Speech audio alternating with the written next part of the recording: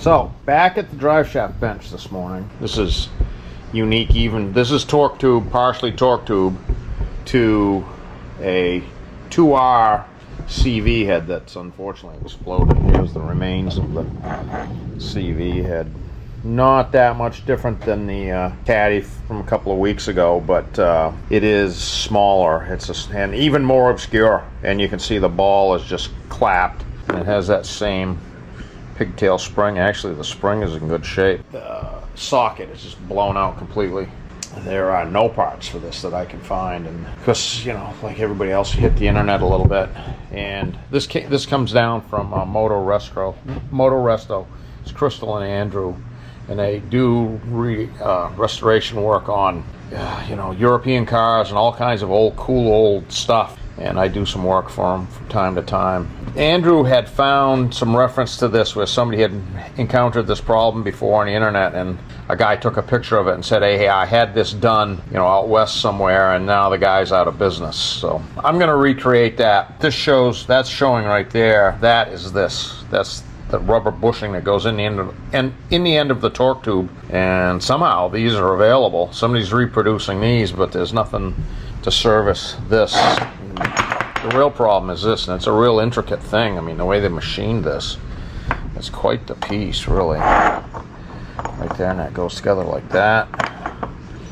Once again, the ball is irreplaceable, and the ball was integral, I should have said, and it's just worn to a nub. So they've replaced that with one U-joint. And apparently it works. There's very little correspondence about this.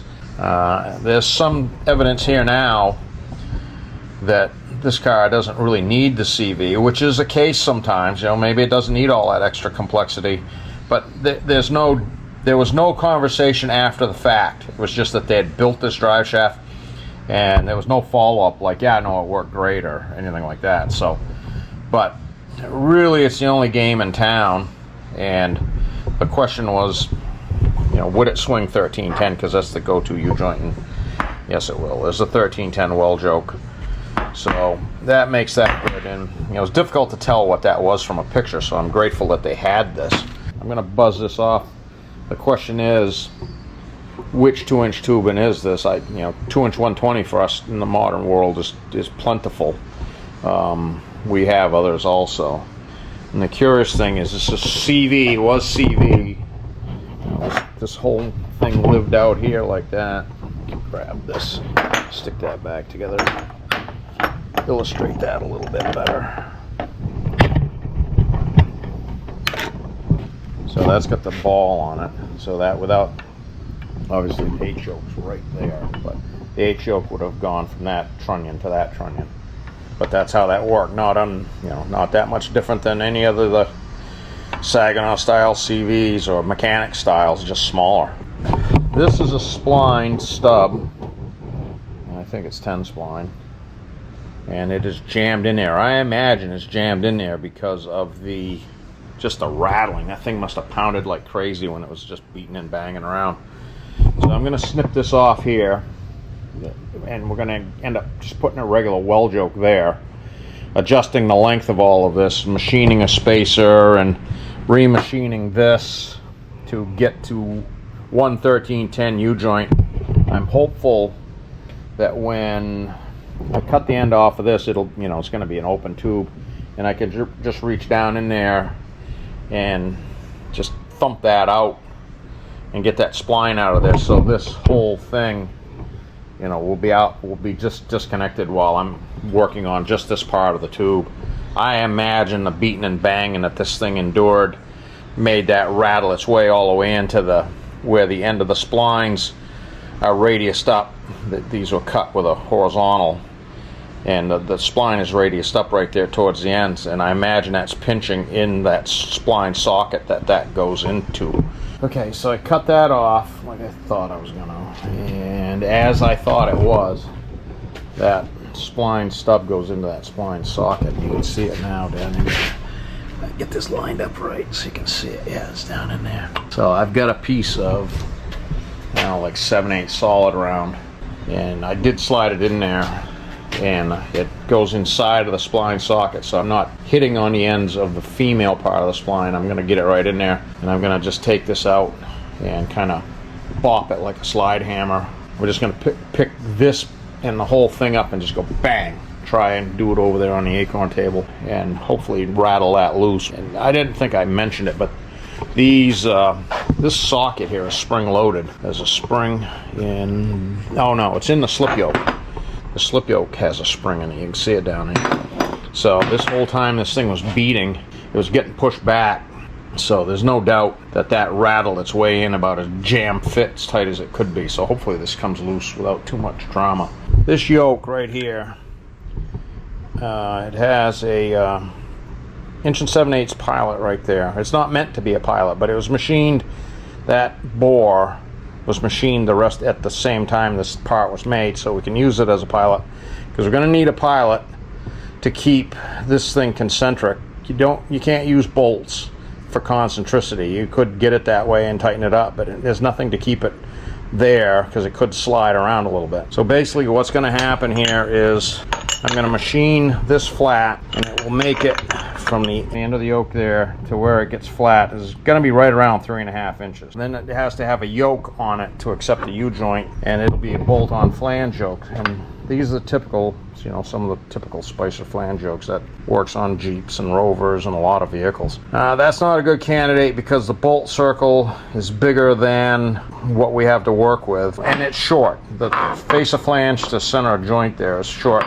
And when it comes down to it, end of that slip yoke to the center of this joint here, which is going to be the one that's welded to the tube, to this tube, you can see I cut the other one off.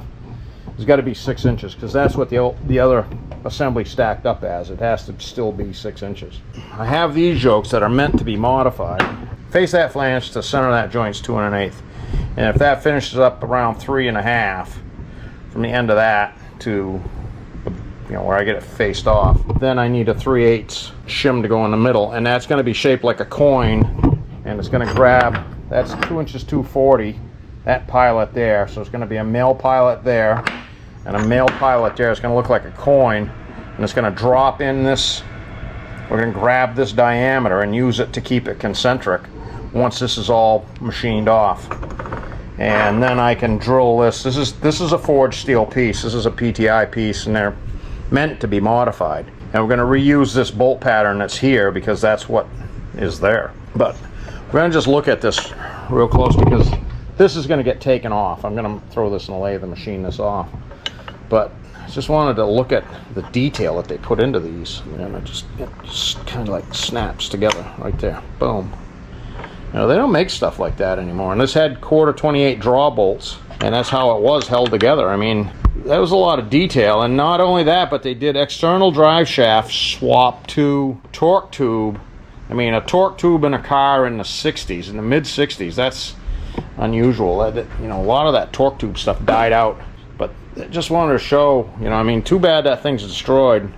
You know, there was a period of time where this was just squeaking, and it probably could have been saved, but it was run long after that and just wiped the whole thing out. So I'm going to machine that off. I'm just going to make that flat, whatever it turns out to be, and we're going to keep this pilot, and then we're going to modify this guy here to match up to it. I might reduce this diameter a little bit. I'm quite sure that this is going to get a trip in the proto-track to put the bolt circle in, and I got to make up that coin and put the bolt circle in to hold it together. Just to save some of the beating and banging, I'm going to take a porta band and just cut these nubs off.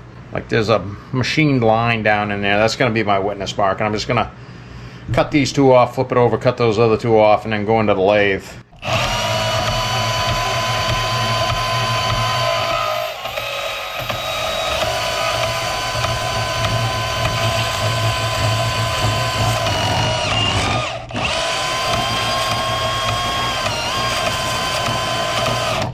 Yeah, that is real material. I believe that's forged steel. Yeah, it does pain me to cut this.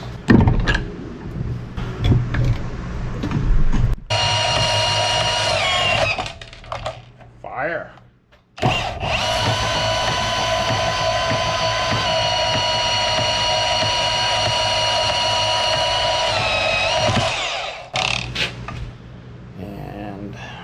these little nubs.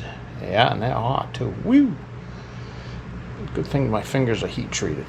Yeah, that's sizzling hot. I'm gonna give this a haircut right here. All four of these pads will be flat, and I don't know if I'm gonna go to the bottom of this radius or not. I'm gonna just kind of chase it and see how it goes. I got this dialed in 0-0.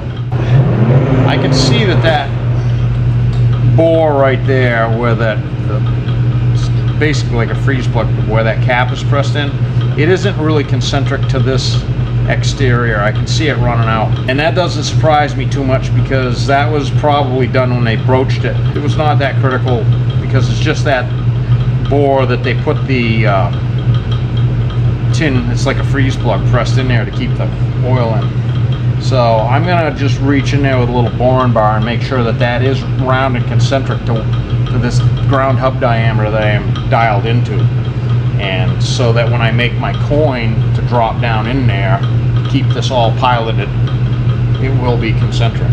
I just changed over to a boring bar, and I'm showing it where I'm just going to reach in there and clean up that little pilot. I'm just going to go in there and find that bore, just touch on it. Yeah, that's all we needed to do. Just cut out that little bit of chamfer. Wasn't a real good square shoulder, so now it is in there now. And so these four wings are about 3/8 of an inch thick. They're not machined on the back, but they're pretty uniform. I'm going to take this out and I'm going to create the coin that drops in there, and I was just looking at it. I think I'm going to step these up to 5/16, these holes, and it'll have a nut on the backside and a stud that goes into that that flange that I'm going to use to hold the 1310 U-joint. So I'm going to yank that out of there and just body work that up a little bit, just clean the edges up. The next day. I did face that off. I just got that clamped together, and I've got this organized now the way it needs to be, and you can see I made some witness marks on there. So basically that's going to stack up from the center of that joint to the end of this shoulder right here is 23 inches 909. That's a new number. That's establishing the center line of the new U-joint that's going to go in there to replace that. And that number makes this dimension the same as it was before, and that was 29 3/4. Yep. So 20, and I wrote all this down when I started. 29 3/4 from the end of that ground hub diameter to that shoulder needs to be the same to fit the car. So I'm going to do this a little bit differently. They used a off-the-rack Spicer yoke that is this guy right here. I got one right there. That's the same yoke. this thing has 8 bolts. It has got 4 bolts threaded into this plate, and then 4 bolts hidden. You can't see the heads. The socket head cap screw, the Allen head cap screw, is hidden in there, and there's the nut with the bolt sticking out. You know, they put it together and nutted that down, and then they put this on top of it. So I'm going to go directly on, boom, like that. And this flange yoke here is a blank, like I said, and it's got enough diameter so I can just go simply drill right through there and have the nut came out there. I think I'm going to step these up to 5/16. I'm going to make a little jumper shaft. I'd just soon not get into this tubing. That thing is pressed in there like a ton. It doesn't want to come out. I'm not going to force it. It's not here because that's messed up. It's here because that's messed up. So I'm not going to make the monster bigger by opening a can of worms that I don't need to. This tubing, no matter how you slice it, it's a little too short. I could have made and extended this out. I didn't want to alter that way crazy long and have a dramatic overhung load on that little slip yoke. And I just kind of estimated off of what they have there. This distance between here, this yoke is longer than what they had, but this distance between here and the end of that yoke, I think is going to be within about 30 or 40 thousandths of what they had there. That's plus or minus. I can't say exactly what they had, but that looks like that plate's about 7/16, and by the numbers here, it kind of makes sense that it would be. I'm going to make a little jumper that's going to extend this weld yoke so I can get it into this tubing, and that's how I'm going to do it. And I just dug around. If you watch these videos, you see in the background of my shop I have all kinds of stuff like this, and some people it may look like a junk pile, but I'm a hawk with material. A lot of times you just need a little piece of material. And you can't imagine how many times I walk over there and pick up a little nugget like this. And that guy right there, I chopped out of somebody's, I don't know what. And it was DOM 2-inch, quarter-inch wall, or maybe that's 5/16 wall material that I'm just going to bark that little scabby weld. You can see I cut this thing apart because the welding was so horrible on this project. I redid, like, oh my god, a ton of it.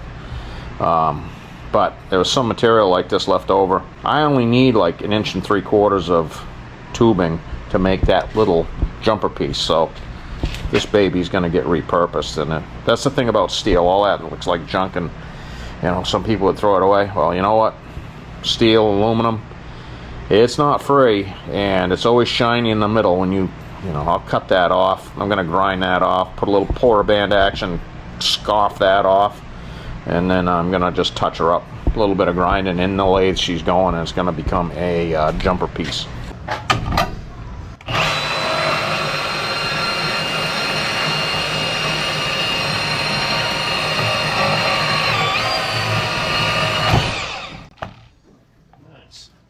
I just came back from lunch, and the temperature on my truck dash said 104.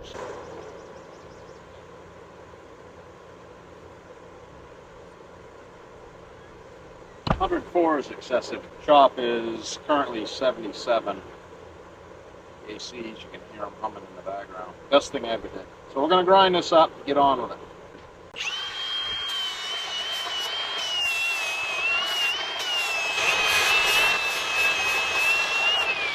Yeah, she's good to go. That 2 minutes of grinding will net that thing to being a usable piece. So get to work in the lathe. So we get that dialed in, and pretty ugly looking spud, but like I said, it's always shining. Steel is always shining in the middle. So cut that bologna slice off. I was going to cut that off with a saw, but it was really, really hot outside.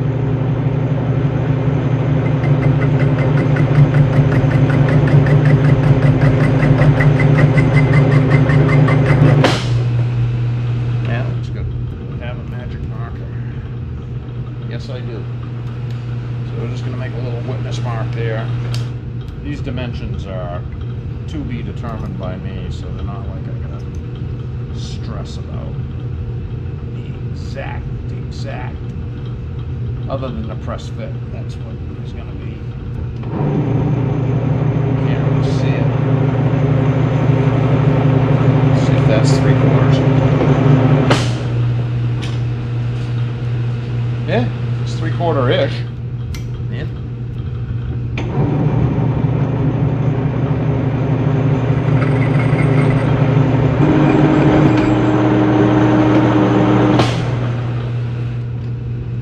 Managed to chip the tool.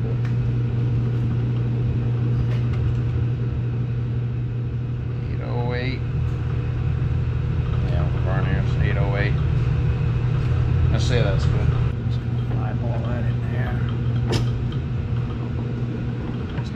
Cutting extremely high above center. Not very neat. There. Breaks the edge a little bit. I like the looks of that. Magic marker. So just going to give it a big inch.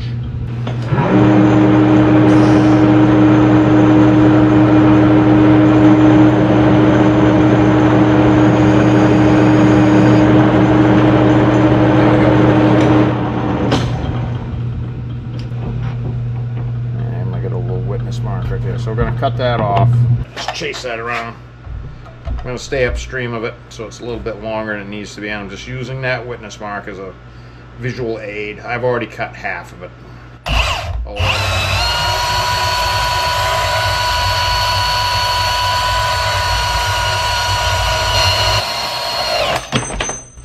don't want to drop it like that. That's what I didn't want to do.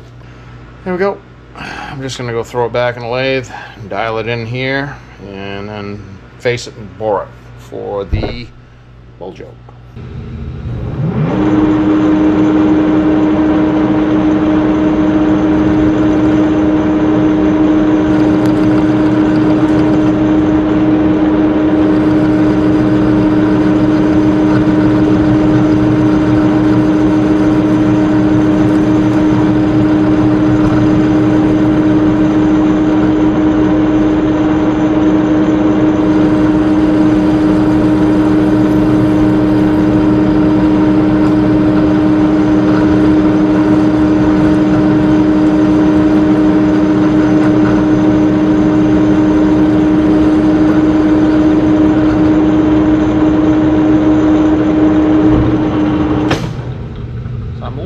That shoulder to be 15/16-ish, and it's right dead at an inch. It doesn't really matter because I'm not going to have like 3 inches of extra here, but if I'm a 32nd one way or the other, I'm just going to tune the end of the tube up slightly. I'm not going to take a tremendous amount of material off it, but I'm not going to stress about making this anything exact. I know I need to trim the tubing a little bit, and I've kind of built that into this so this becomes an assembly, and then I have it to match up to that tubing and get the length of it accurate, because before all I had was just a bunch of loose pieces, and it's difficult to measure. I know the numbers that I want, it's just when you got a bunch of pieces that are just loose pieces, it's hard to figure out what they actually are. So I'm going to make this, and I'm going to trim that tubing as necessary, just a slight amount. So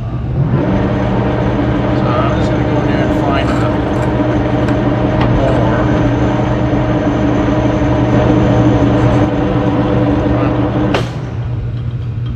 just take a look.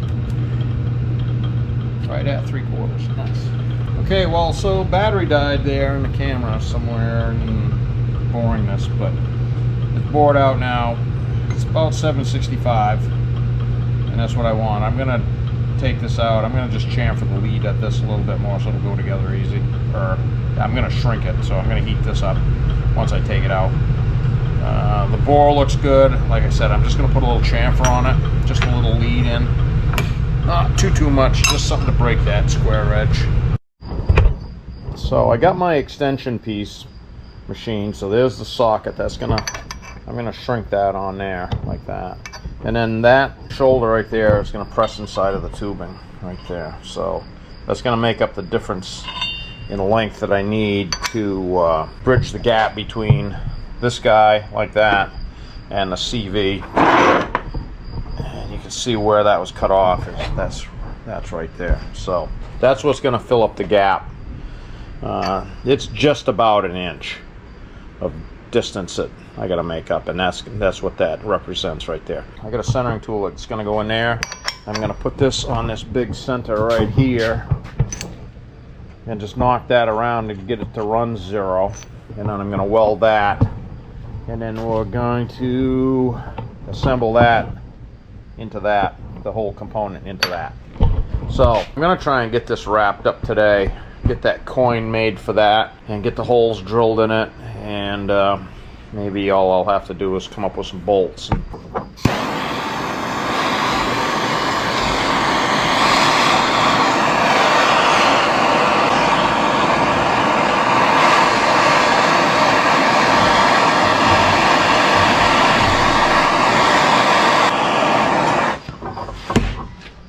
Let's see what we can do.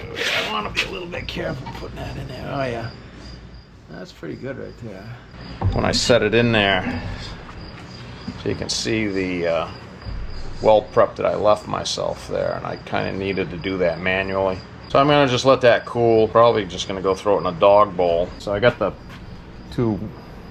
spindles just about touching each other with 2 big dead centers on them. So that shrunk fit onto there. Same thing as pressing it in, but I didn't press it. I heated that up and dropped this in there. That was hot, that was cold, and just let it contract. My ichrometer actually worked very well this morning, and it was within 5. Now I got it within about 2.5 from the get-go. So the shrink fit I had was about 4 or 5 thousandths, so it's bit on there pretty good.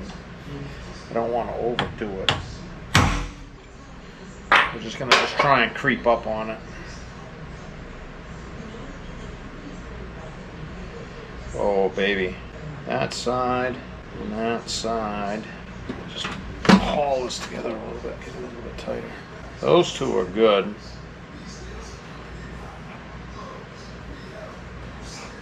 My total error here now is about 1.5 thou, so I'm going to leave that. That's going to be acceptable for everything I got going on here. I mean, I got all these pieces stacked up, but I do have it caught reliably between centers, and I got this Preco in here, and that's my assembly tool for drive shafts anyway. Stuff is reliable. So I'm going to weld this just like I would an ordinary drive shaft.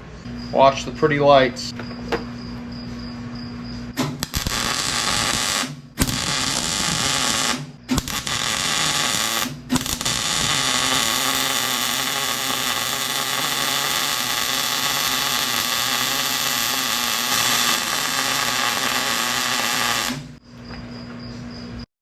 Okay, so we'll just catch up here. So I welded that together. I have the combination of the original slip yoke modified, the PTI flange yoke that I'm gonna modify. That's pretty much just out of the box still. Then this weld yoke that I made the extendo piece for. The original dimension was 29 3/4 from that hub, the end of that, to the end of the slip yoke. So that's the end of that, the end of that. Well, that's pretty good right there right now.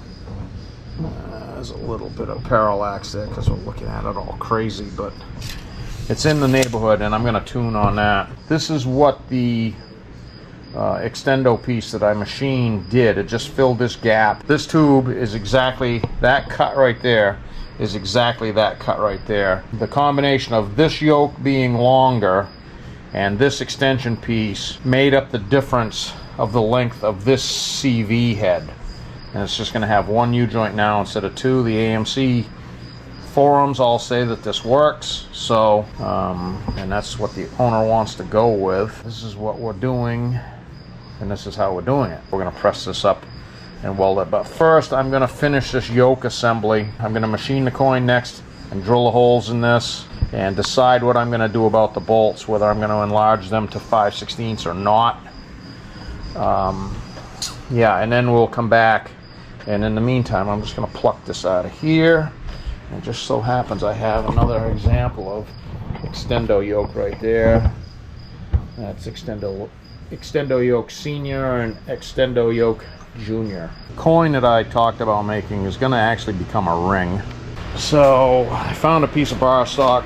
That's 2 1/4. I can get what I need out of that. I'm just going to cut off an arbitrary chunk. I don't know where that even came from, but I'm a hawk with usable material. Anytime when I see it that I can buy cheap, I buy it all. I buy everything I can get, even if it's just little chunks. You never know what you're going to need. So we're going to set up here and cut. The oil has come up, and I'm just going to chop that off, and then she's going to go to the lathe, and we'll make a little ring out of that. Going to cut a 9-inch slug of that off. I mean, the piece I need is going to be 3/8 wide.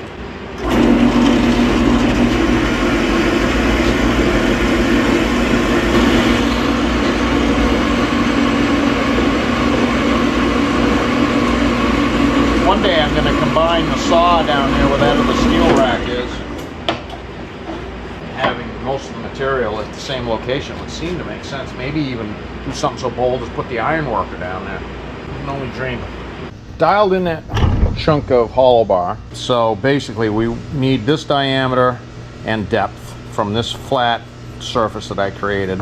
That's 1.905 inch, and I'm going to make it 275 thousandths thick just to give it a little headroom at the bottom, so it's not.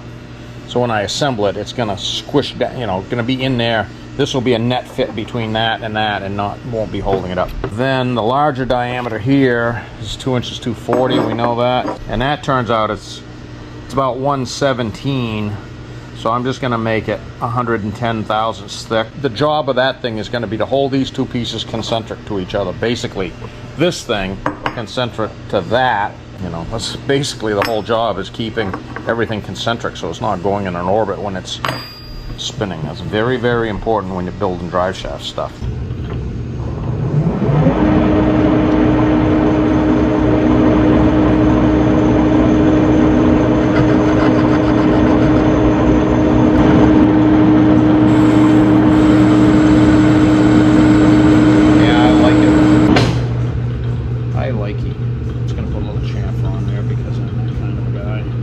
Decide how wide, how thick we're going to make that.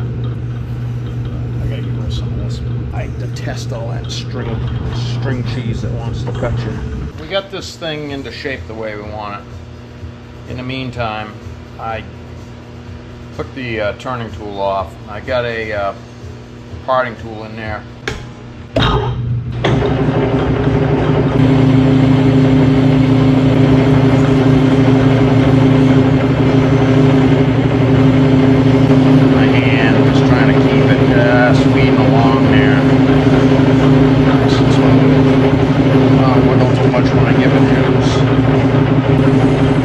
There's the line. Take my hand. Oh, perfect. I didn't quite get my hand on the scale. Nice. Okay. Well, that is our finished. I'm just gonna probably just take a little file and deburr that in the exterior, but that is our finished concentricity ring that's gonna mate that slip yoke to that flange. Okay. So this slip yoke has that pilot in it that I tuned up. That was the 905, inch 905. Boom, that fits in there, nice. And then this guy goes on there. So that's gonna hold this whole mess concentric when it's bolted together. So the next stop is gonna be the prototrack, which is over there sitting waiting for me. And I'm gonna figure out what this bolt pattern is right here. I don't know what it is right now, but I gotta measure it up. And then I'm gonna tell the prototrack to run to make that bolt pattern. And we're gonna set this thing up, dial it in 0, and pick the center up. And then drill the 4 holes. So that's coming up. And I may weld 2 pieces like 3/8 key stock on this, so that it has, so that there's a piece of key stock here and on the other side. So let me turn this around so you can see it. Oops, I don't have the concentric ring in there. So it's like here and here. So the so transmitting torque isn't on the bolts; it'll be on the 2 pieces of key stock. I think that's what I'm going to do. It's simple, not very invasive. I'm not going to weld it a ton. And like I said, this is a 6-cylinder AMC. I don't imagine it's a drag car. So we made it to the prototrack. This rectangular bolt pattern turns out to be, I mean, it's easy numbers, things we recognize, because, you know, this is an American Motors car. So it's 1 5/8 wide that way, and it's 2 3/4 that way. That's easy enough. So I just got it in the prototrack. Pretty simple setup. I fired a U-joint in it, put clips in it so I could squeeze it on the yokes. I'm going to drill it upside down, because basically we're drilling 4 clearance holes, just to bolt that to the face of that. And that's about it. I got gripped it by the yoke with a U-joint in it so I don't squash it. Got a piece of emery cloth in there to give it a little extra just friction so I don't rock it one way or the other. And I'm not going to drill real hard. I mean, we got to drill 4 1/4 inch holes essentially. It's going to be the 1 5/8 way this way and 2 3/4 long that way. I literally just X and Y'd this, brought the chuck, just kept XYing it to get the visual aid that just was provided by the shape of the part. Just eyeballed it all the way around. So I've got my test indicator here with a dead center that I use for tapping in backwards. I'm just going to grip that and that. We're going to chase this around, dial it in 0 0, and drill that many holes. This drill chuck is pretty good. I know people are going to scream, you could lose something and the drill chuck could run out. It's going to make it crazy. Once again, we're drilling 4 clearance holes. It's going to be fine. So it's 0 there, and it's -10. It's actually +10. I'm going to split the difference there. We're going to go +5 here, and it's +5. So it stands to reason if we make this one +5, and then go to the back side, let's see how that is. If the thing is round, it should be +5. And it is. Look at that. This is something I see people just go bonkers on. I get it done. I'm pretty down and dirty. It's important to know what's important. Alright, so I'm happy with that. It's 4 1/4-inch clearance holes. It's not holding the lunar lander for Mars together. Position 1 right there. So we're going to go. That'll go to, we're just going to go around the spot then. I do have a spotter drill in there because I couldn't find the center drill, but we're just going to touch on those just a little peck to let it know that we're thinking about it. We're going to take our verniers and just confirm that's what we're looking for. Yeah, I like 2 3/4 that way. And I think I'm going to like 1 5/8 that way. Yeah, I do. Just kind of counterweight this because my setup is not the most rigid.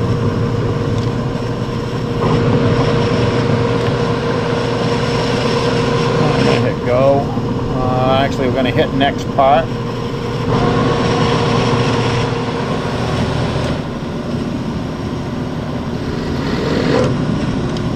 Nice.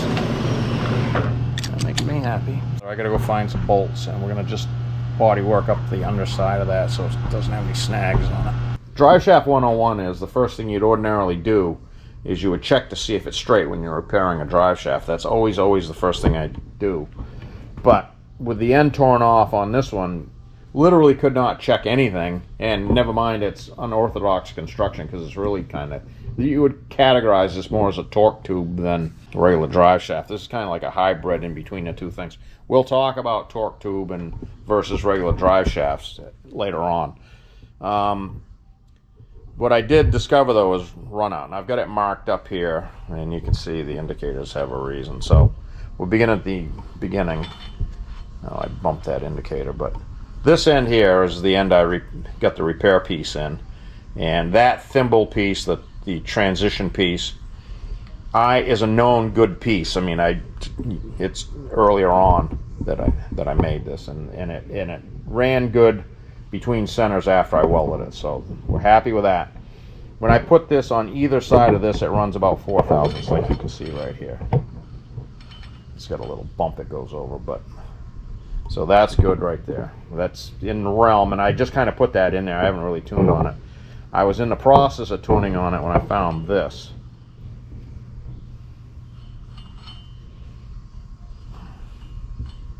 That's running out. It's got a 30 thousandths hook in it, and correspondingly that makes this flange, I can see this socket, that spline socket that stub shaft is pressed into.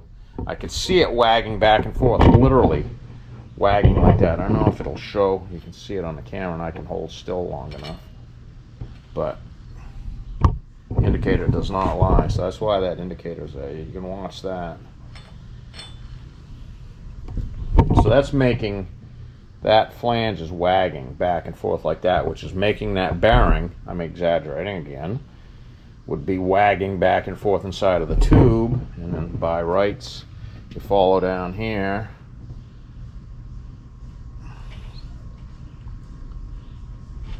and it's about 25 thousandths. Yeah, no, actually I got it marked up 15. Yeah, that's about 15. And then down here is about 6. So basically the ends are good, in between not good, because I'm gonna just knock this around a little bit and see if I can get it within like 2 or something like that. Then I'm gonna shrink straighten this and see if I can minimize that some, and I'm gonna just see if I can optimize the wag in this thing. This is also kind of chicken and egg thing.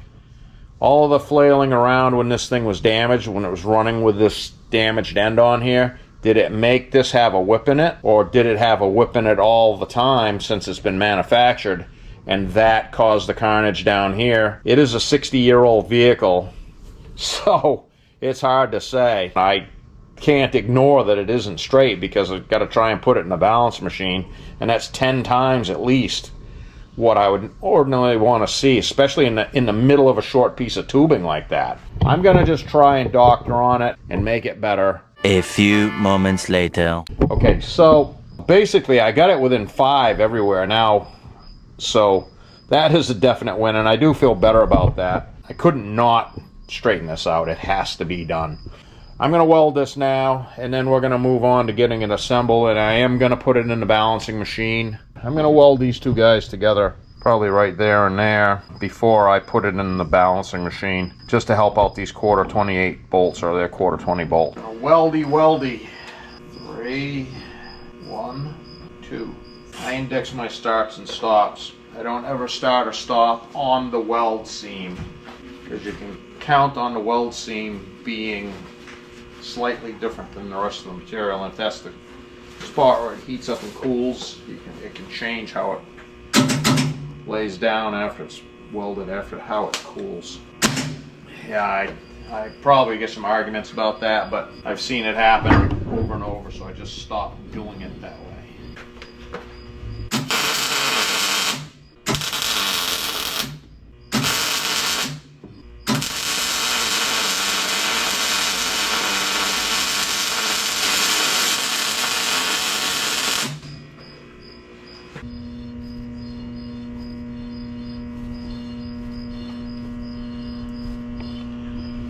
Managed to get lucky and melt that together.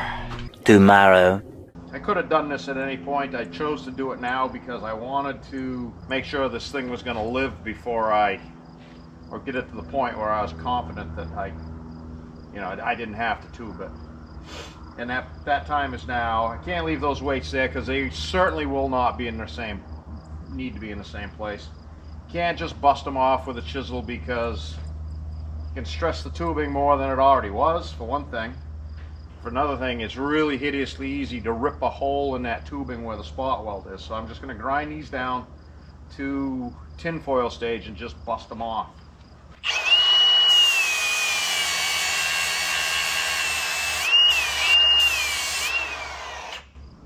See that round dot right there?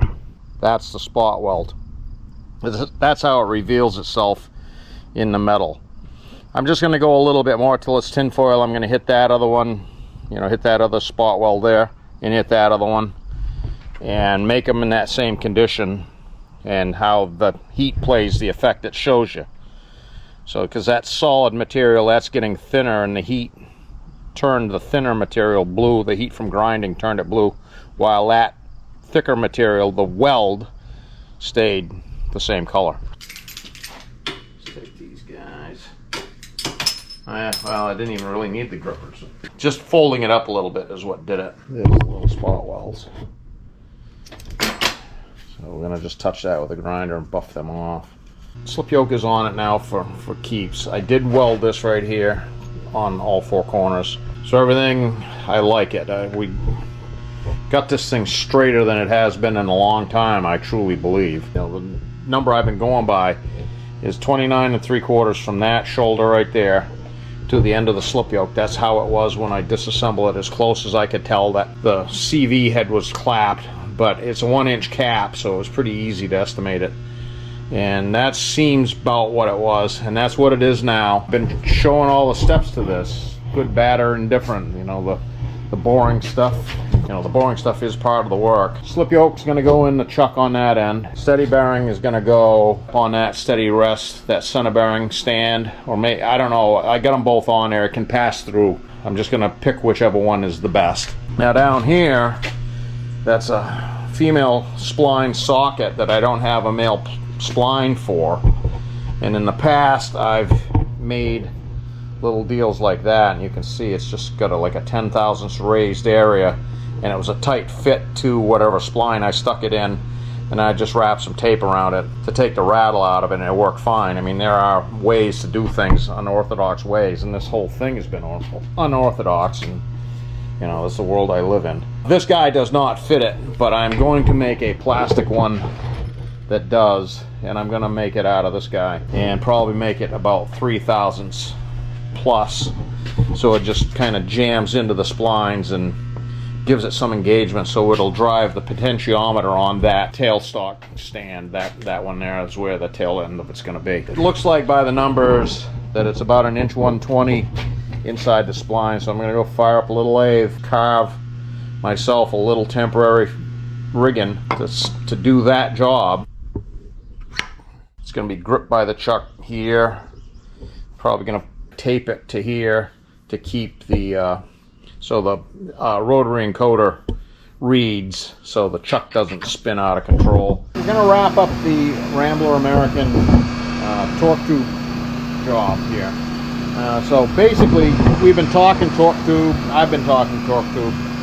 We'll just look at this real quick. That's spinning over there quite happily. So if you never knew what torque tube was, Model T days on, you know, somewhere in there, a lot of domestic vehicles and others, I imagine, that's how they were laid out. So there's basically, there's a engine, transmission, power head, and this whole back section, you know, it's suspension, and it swings like a swing arm on a dirt bike. It pivots at the ball. Most of those transmissions have a ball or, you know, some provision for it to pivot.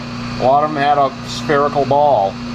I don't know whether this one does because I don't have any of that, but there, and there was a U-joint there, and it's not like a lot of them just ran in real thick oil, and there's just a steel sleeve with a cross. There's no needles, no nothing, maybe a bronze bushing. And then also they were solid shaft, a lot of the ones that I've seen. That's why this one's kind of a hybrid, and it had a CV head. You know, that was the reason it was here. And the midship can be just a bronze bushing, and like I've seen on older Buicks and things like that. And another thing is that it's basically at the rear end, it's a ring and a pinion, but it's basically a bevel gear because a lot of them entered on center of the axle. Hypoid gears came along later, but torque tube stuff, you know, like Model T days for sure, up to the 30s, into the 40s, even into the 50s, post World War II, it started dying out. That's why I was astounded that a 1965 car still had torque tube in it. I mean, that's just, yeah, it's very unique, let's say that. So, and then here's what everybody's used to. You know, there's a U-joint there, there's a U-joint there. The drive shaft is exposed. You can see it where over here, it's, a lot of them are just a steel shaft, literally a steel shaft, round one, like the back section of that, like the back section right there.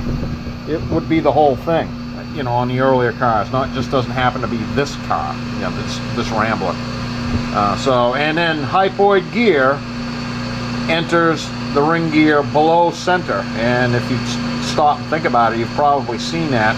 Maybe you didn't, you know, you didn't know what hypoid gear meant. Well, that's what it means.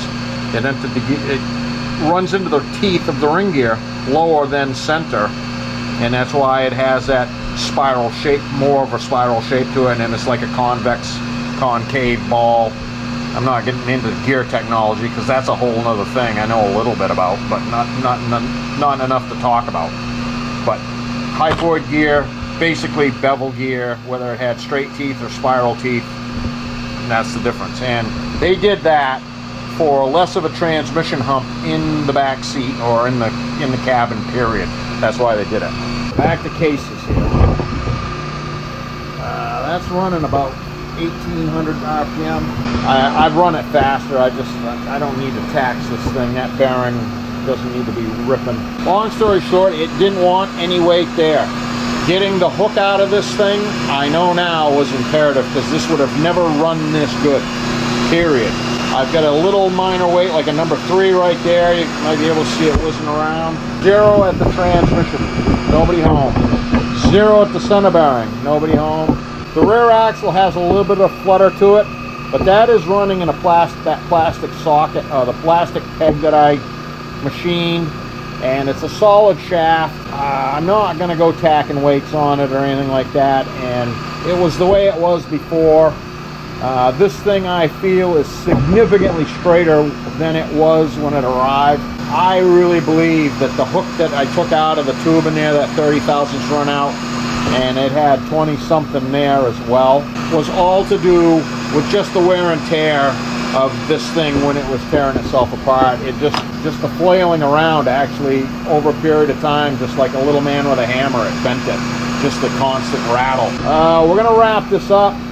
I hope everybody enjoyed the vid. If you're watching this vid and you're at this point in the vid, leave me a message. You know, like this was a lot of work went into this thing. I mean, a lot of work. I often say it always looks easiest when it's done, and it gives people a false impression of what really goes on to make these things and rescue some of these old, you know, just very, very obscure pieces. Hope you enjoyed it. Leave me a comment.